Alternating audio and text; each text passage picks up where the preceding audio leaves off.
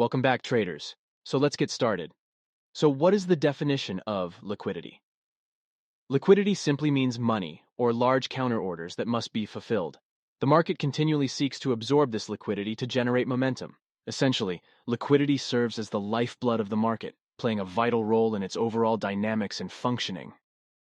Where can liquidity be found in the market? Liquidity is a zone on the chart where a large pool of money is resting, such as stop losses and buy or sell orders. When a trader gets stopped out of a position, the market absorbs the funds associated with that stop loss. It is often speculated that central banks or large financial institutions may manipulate the market, creating scenarios that deceive traders into believing they have a clear understanding of price action. To survive and thrive as a profitable trader, it is crucial to identify liquidity zones on the chart. These areas, where significant volumes of orders are present, can provide insights into market dynamics and help prevent substantial losses. Liquidity can be identified in various areas on the price chart. Some examples include equal lows and swing lows. Liquidity can often be found below previous equal lows or swing lows, as these levels may attract buying interest and result in an accumulation of orders. Equal highs and swing highs. Similarly, liquidity can be observed above equal highs or swing highs, where selling pressure may accumulate. Dynamic trend lines and channels. Liquidity zones can be identified above or below dynamic trend line and channel boundaries, because retail traders may place orders in these areas. Order blocks and order flows. Areas where significant orders have been executed or pending orders are clustered can act as liquidity zones. Support and resistance levels. Price levels that have previously acted as support or resistance often attract market participants, making them potential liquidity areas. Daily candles body and shadow. Liquidity can be present near the body or shadow of daily candles, as these areas reflect price rejections and trading activity. Sessions highs and lows. High and low points of trading sessions can represent liquidity zones due to increased trading activity and participant involvement. Fibonacci levels. Traders often look for liquidity around key Fibonacci retracement or extension levels, as these levels are commonly monitored and traded by traders. Now let's switch to the real chart and see some examples of liquidity on the price chart. On the screen, we have the 4-hour time frame price chart of the euro-dollar. If we look at the left side of the chart, we can notice breaks of structures to the upside. We can easily identify the order flows and order blocks, and it is evident that the market did not respect the upper order flows and order blocks. Instead, the price dropped sharply and swept the liquidity resting below these zones by triggering the stop losses of traders who had entered the market at these levels. After taking sufficient liquidity, as price used the upper zones as inducement levels and also reversed from the extreme order block, then moved sharply to the upside. In the following, we can see that the price has formed an internal consolidation. It is clear that the price has formed a small trend line within this consolidation. Moreover, we can spot equal lows at the bottom of the structure, creating a perfect zone of liquidity at both the top and bottom of the structure, which is formed by several pending buy or sell orders and modified stop-loss orders. It is crucial to always remember the significance of liquidity zones in price action. The market tends to gravitate towards these zones, and neglecting them can lead to substantial losses. Personally, I never enter a trade without identifying a liquidity sweep pattern. For example, as mentioned earlier, the reason for price reversal from extreme order block is the liquidity being swept below the upper order blocks and recent consolidation zone. The price gathers momentum by sweeping liquidity and gains the necessary fuel to move upwards. Here we can see how the price swept the liquidity below the equal lows with this large red candle, and after reaching the order block, it reversed and made a sharp upward move to sweep the buy-side liquidity. Absolutely. It is crucial to identify and consider liquidity sweep patterns before entering the market. Next on the chart, we can spot this strong zone that has acted as both support and resistance. This zone has generated significant liquidity above it. If we move our attention a bit lower, we can identify this bearish channel. Liquidity has accumulated both above and below this channel. As you can see, price, after reaching this order block formed by the change in character wave, sharply moved to the upside, sweeping the liquidity above the channel and triggering the stop losses of traders who had entered sell positions. Subsequently, price continued to move upward, sweeping the liquidity above this zone, and after showing a tiny retracement, pushed upside and sweep the liquidity above this swing high. Let's now see how we can effectively utilize liquidity zones to set up trades in the market. Before we proceed to analyze real price charts and see real trading examples, let's take a moment to understand the theory behind liquidity. This will help us establish a solid understanding of how price movement occurs in the market. To illustrate this concept, let's suppose we have a structure like this that simulates price movement. As you can see here, we have an uptrend where the price has broken structures to the upside. To set up a trade, it is important to first identify the underlying trend, which in this case is bullish. Next, we look for a valid break of structure to the upside. Once a new swing high is formed, we anticipate a price pullback towards this specific point of interest to fill the inefficiency left behind. Before entering the trade, it is crucial to spot a liquidity sweep pattern that occurs before the price reaches our point of interest. This pattern indicates the absorption of liquidity and provides an opportunity to confirm the strength of the demand in our identified area. As mentioned earlier, we use liquidity sweeps as a confluence factor before entering a position.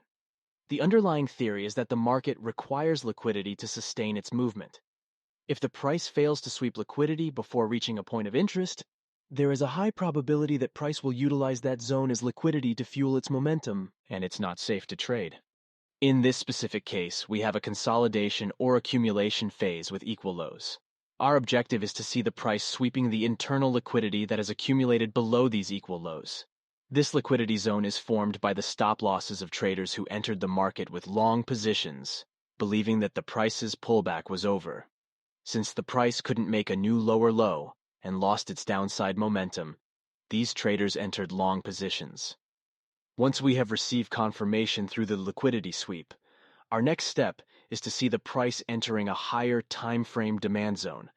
As the price action is pulled into this higher time frame point of interest, we shift our focus to the lower time frame. Within the higher time frame POI zone, we look for a change of character in the lower time frame. Additionally, we identify a new point of interest on the lower time frame. Once these conditions are met, we consider going long with our target set at the external liquidity, which in this case corresponds to this swing high. In the following, we can see that price after reaching our point of interest and mitigating it, reverse to the upside, leaving a significant inefficiency behind, and also created an internal high accompanied by a small pullback followed by a sharp upward move that resulted in a break of structure. As a result, we now have another break of structure to the upside and a demand zone associated with the break of structure, which has the potential to reverse the price. It is worth noting that there is another unmitigated zone near the break of structure, which can confuse traders as to which zone to trade. As we have discussed in previous episodes, inducement areas are created by large financial institutions and smart money traders like central banks. They are designed to deceive retail traders into taking buy or sell positions in the market, ultimately creating more liquidity for them. So it's essential to be aware of these areas and understand their potential impact on the market. For more detailed information on inducement zones, we have an exclusive video on our YouTube channel, which we will link in the description. For us, this order block represents an inducement level. Price artificially attempted to create a structure that would lead traders to believe that the price was about to change direction to the downside. This induced traders to enter the market by opening sell positions and placing their stop losses above the internal high. However, contrary to expectations, the price swiftly moved to the upside, breaking the recent structure. This resulted in the formation of a fake demand zone and order block. In the subsequent, we can see price moving downwards and reaching the inducement zone. Additionally, a small pullback to the upside is formed, which is attributed to the buying pressure of traders who entered the market with long positions from this zone.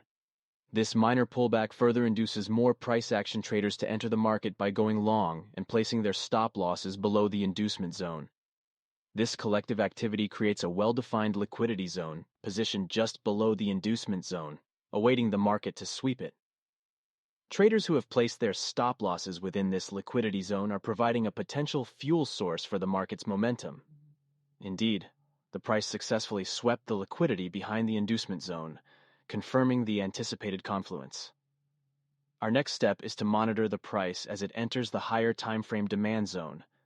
Once the price action is pulled into the higher timeframe point of interest, we shift our focus to the lower timeframe.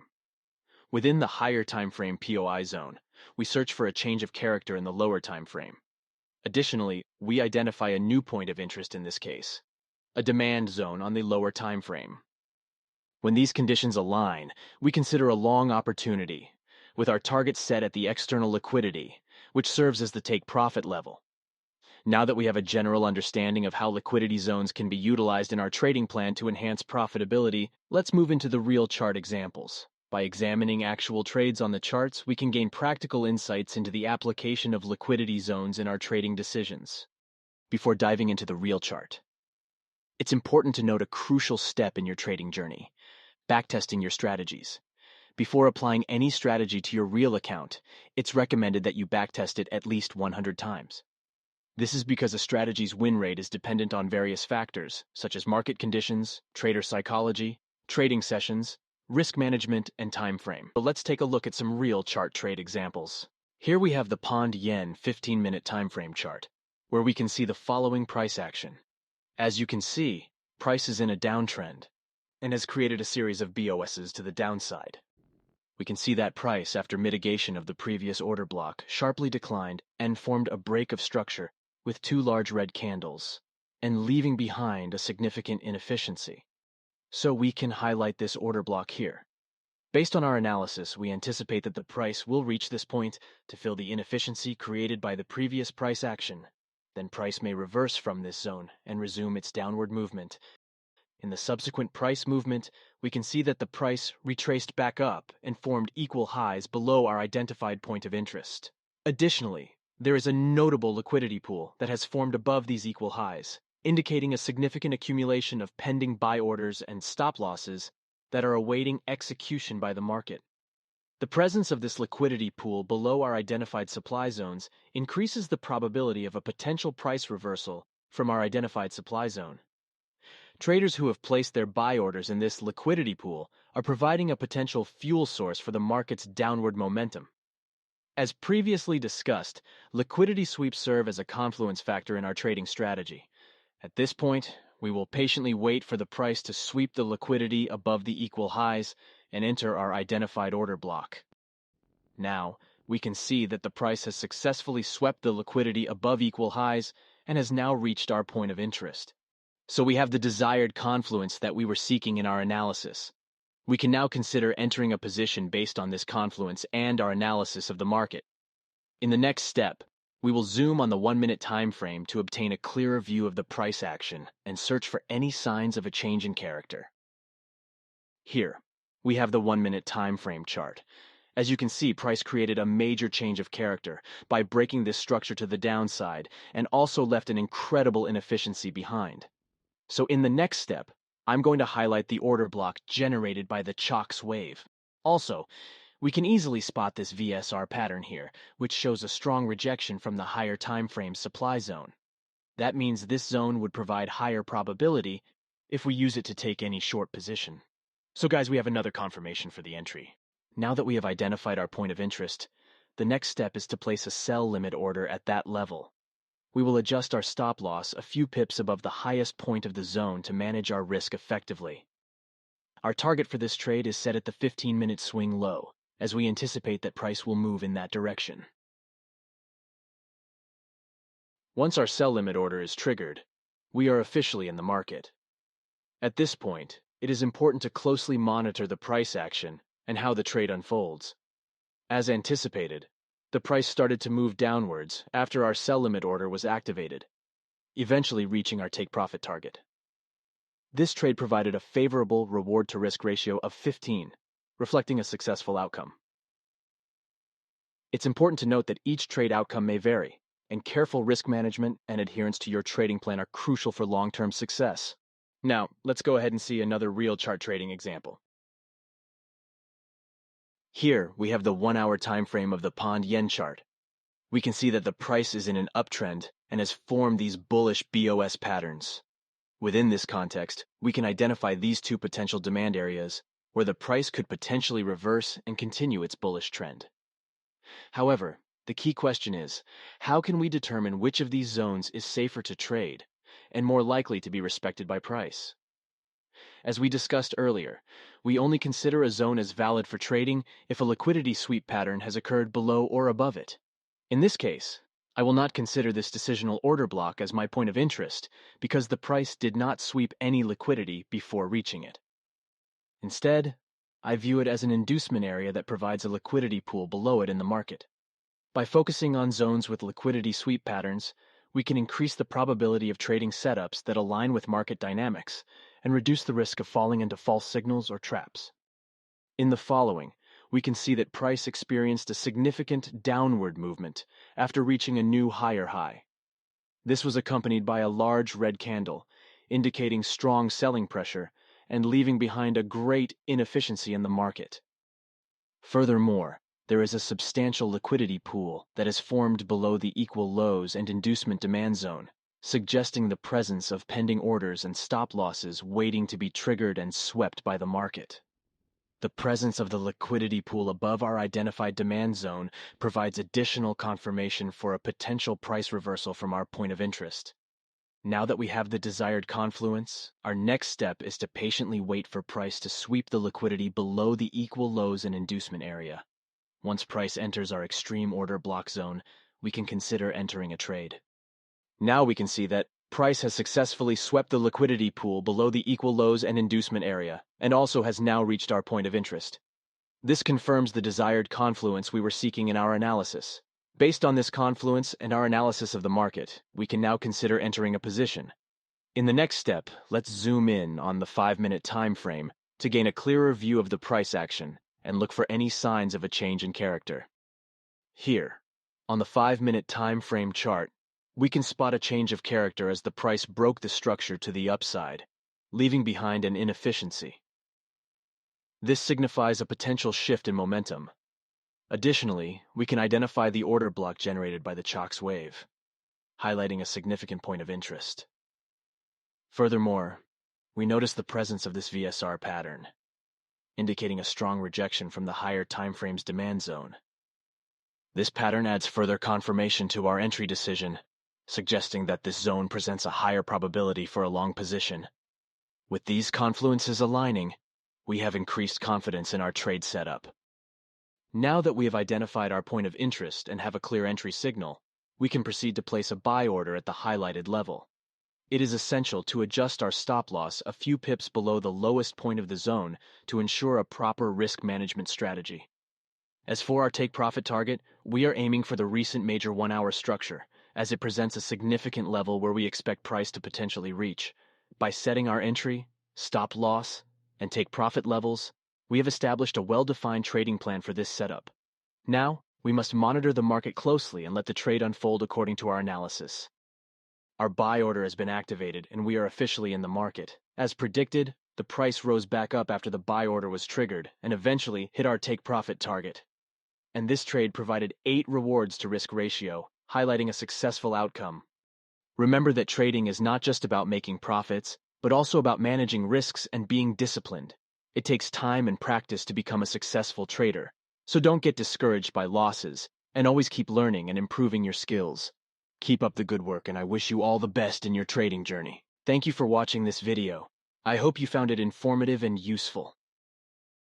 Don't forget to hit the subscribe button and turn on notifications to stay updated on our latest videos. We value your feedback and suggestions, so please leave your comments below and let us know what topics you'd like us to cover in our future videos. We appreciate your support and look forward to seeing you in the next episode.